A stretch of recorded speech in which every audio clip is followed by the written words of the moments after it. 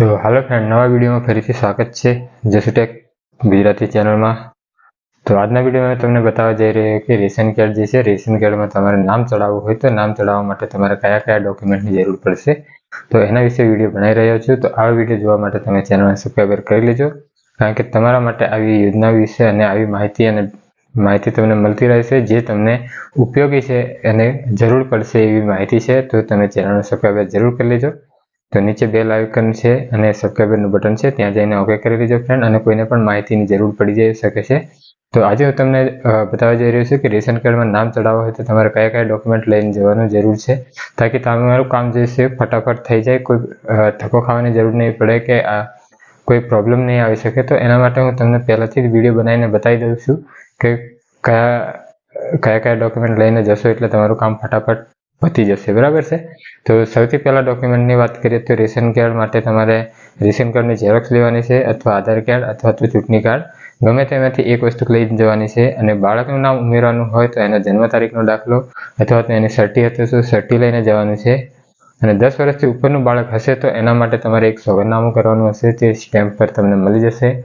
અને ફ્રેન્ડ, તમારા ઘરે કોઈ પુત્રવધુ હોય અથવા તો મોટા વ્યક્તિનું કોઈનું નામ અંદર નાખવાનું હોય તો એના માટે તમારે સ્પેશિયલી મામલતદારમાં જઈને કમીનો દાખલો લેવાનો હોય છે।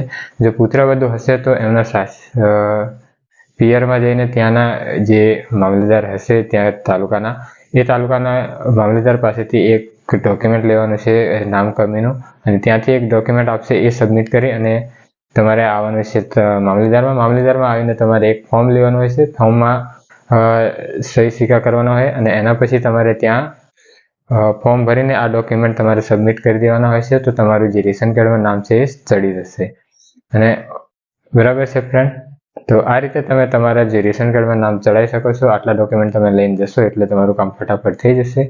તો ફ્રેન્ડ, આ રીતે માહિતી હું આપતો રહું છું તો તમારે હેલ્પ થાય અને તમને લોકોને માહિતી થાય અને તમે ધક્કા નહીં ખાઓ અને તમને કોઈ પ્રોબ્લેમ નહીં પડે, એટલા માટે હું વિડીયો પર્પઝથી બનાવી રહ્યો છું।